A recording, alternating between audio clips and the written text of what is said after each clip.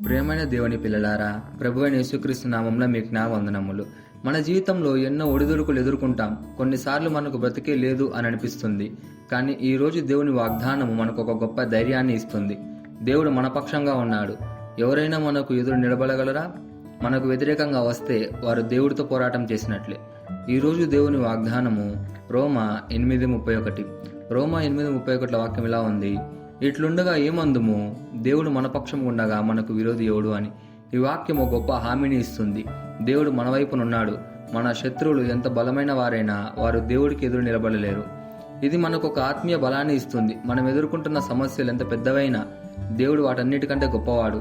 ఆయన మనకు రక్షణగా నిలుస్తాడు, మనకు న్యాయం చేస్తాడు, మన ప్రయాణంలో మనతోనే ఉంటాడు.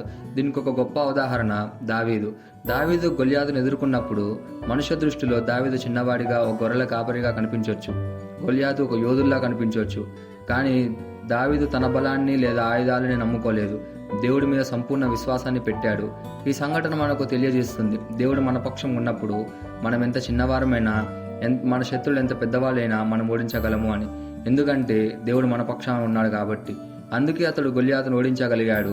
ఇది రోమా 8:31 ప్రత్యక్ష ఉదాహరణ.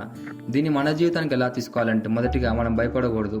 ఎవరైనా ఏదైనా వ్యతిరేకత మనకు వచ్చినప్పుడు దేవుడు మన పక్షంగా ఉన్నాడు అనే నమ్మకంగా మనం జీవించాలి. రెండోదిగా ప్రార్థన చేయాలి. దేవుడితో గాఢమైన సంబంధం కలిగి ఉండండి. ఆయనతో మాట్లాడండి, ఆయన మార్గాన్ని వెంబడించండి. మూడోదిగా ఆత్మీయ ధైర్యం పొందండి. మన జీవితంలో ఎన్నో సవాళ్లు వస్తాయి, కానీ మనం దేవుని మీద విశ్వాసంతో ముందుకు సాగితే ఏ శత్రువు మనపై విజయవంతం కాకుండా దేవుడే కాపాడతాడు. ఈ వాగ్దానాన్ని మనం స్వతంత్రించలాగా మనం ప్రార్థన చేద్దాం. మమ్మల్ని మిక్కిలిగా ప్రేమించిన ప్రియా పరలోకపు తండ్రి, నీకే కృతజ్ఞతాస్తుతులు, వందనాలు చెల్లించుకుంటున్నాం ప్రభువా. ఈరోజు నీ వాక్యం ద్వారా మాకు ధైర్యాన్ని అందించినందుకు నీకే కృతజ్ఞతలు. నీవు మా పక్షంగా ఉన్నావు, నీవు మా రక్షకుడు, మా రక్షణ గోడవు.